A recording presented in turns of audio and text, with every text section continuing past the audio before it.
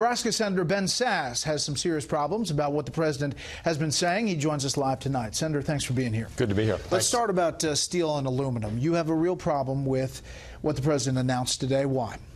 Trade is great for America. Trade is great for American families, and no trade war has ever worked. We don't want to make America 1930 again, and the forgotten men and women of America don't want to be drafted into a trade war. It doesn't work. Trade creates jobs. All the data shows that, and trade lowers prices for American families. Trade wars do the opposite. Your statement was read to Sarah Sanders today. Here's what she said, and then listen to the trade representative, Lighthizer.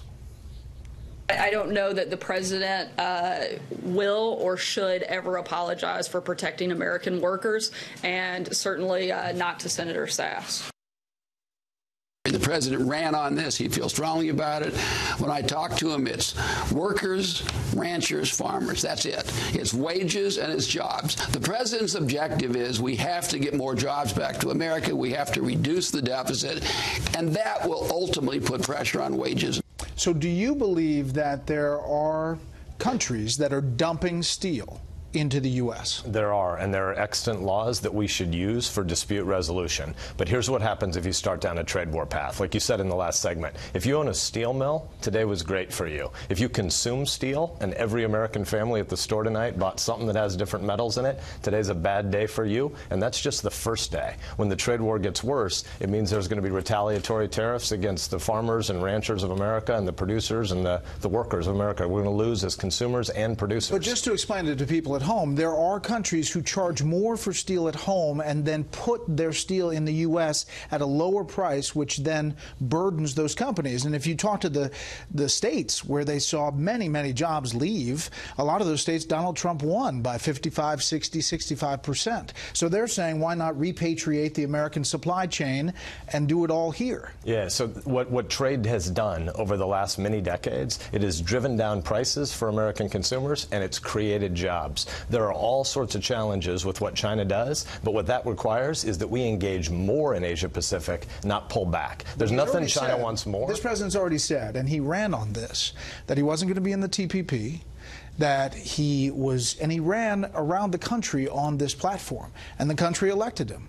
So for the people who say, why doesn't that matter, how do you respond? Yeah, so this is leftist economic policy, and we've tried it a whole bunch of times over the last 2 centuries, and every time American families have suffered. It's bad policy. I get that the president ran on a bunch of this, but there are a whole bunch of issues where once he got into the White House, he started listening to advisors, and he got to positions that are better for the country in the long term. His regulatory reform agenda has been great. This trade policy will be disastrous. Okay. The other thing that you have a big concern about is what he said about guns and basically due process. He's since, the White House has since walked back that and said, you know, he wasn't talking about affecting the Second Amendment. But you kind of jumped on that and put out a statement about what he said in that meeting. Yeah, so here's what America means. It means that we believe that rights come to us from God via nature, and government exists to secure and protect our rights.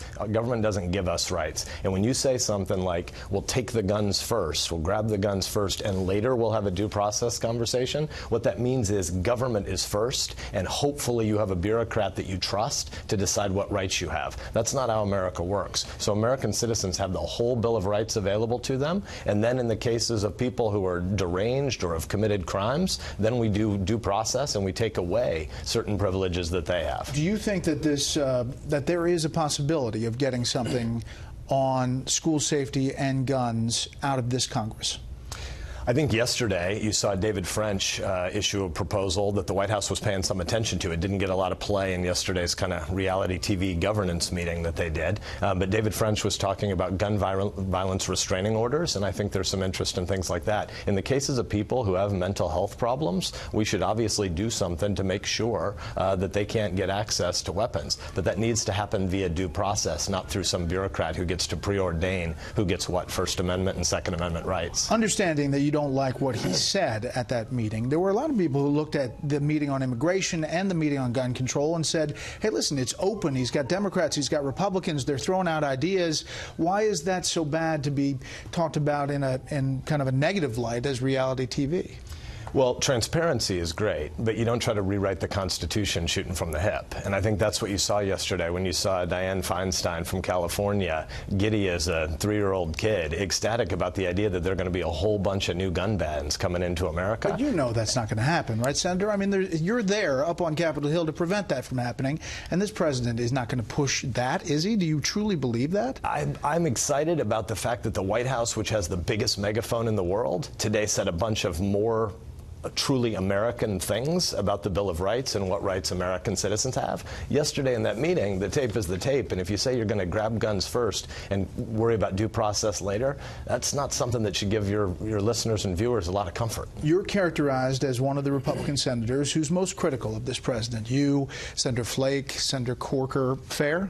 I don't think so. You know, punditry loves to jump on every issue and say, are you pro-Trump or anti-Trump? Are you MAGA or you resist? All right, but let's just go down the list. Principle by principle. Let's go down the list of what many people say are his accomplishments. Tax reform signed into law. I voted for it. Neil Gorsuch. Wonderful. And let's go broader than that. I went on the Judiciary Committee to fight for his judges because he's nominated a whole bunch of great people Most for the federal bench. appeals court judges ever confirmed in the first year. Chuck Grassley, the chairman of our committee from Iowa, has led a really great process, and we set the all-time record last year confirming Granting judges. the permit for the Keystone Pipeline, along with other energy moves, increasing energy Regulatory reform by this president has been really strong. 860 Obama regulations pulled or suspended. U.S. Embassy from Tel Aviv to Jerusalem. I support it. Military crackdown on ISIS, largely seen as forcing to retreat from Iraq and Syria in big part. A lot of progress. Withdrawal from the Paris Climate Agreement. Yep. Enforce the red line in Syria. Yep. There's a Wall Street Journal op-ed that says the only good thing about Donald Trump is all his policies. Fair to say that there are a lot of things that this president has done that you are definitely supportive of, but how he talks about that or his communication of it and how he comports himself, you have a problem with. No, that's not my problem. So I'm the second most conservative senator by voting record, and I'm one of only 5 people in the U.S. Senate that's never been a politician before. We need a lot of disruption to this system. The city doesn't work, and so one of the great things about the president is it gives us an opportunity to relook at a whole bunch of business as usual things that Washington's been doing that don't work. At a policy level, I support the vast majority of what he's done. Again, judges chief among them. But at the level of basic civics, we have a crisis in this country that the next generation doesn't understand the American idea. 41% of Americans under age 35 tell pollsters they think the First Amendment is dangerous. On the left, you got a whole bunch of people who are disinterested in religious liberty. Polling now tells us that on the right, you got a whole bunch of people that are disinterested in freedom of the press. Well, those freedoms, the 5 freedoms of the First Amendment, religion, press, speech, assembly, protest, they're all bundled up as one thing. We haven't taught civics in this country for 40 or 50 years, and right now we're not doing a better job of that. When you say things from the national bully pulpit of, we'll grab the guns first and we'll deal with due process later, that didn't help and solve our civics problem. So my concerns are primarily about passing on the American idea of a free republic to the next generation. At the level of policy, there's a whole bunch of stuff I'm doing behind the scenes to help this administration, and I applaud a lot of it. Senator, we appreciate your time, as always. Thanks for having me.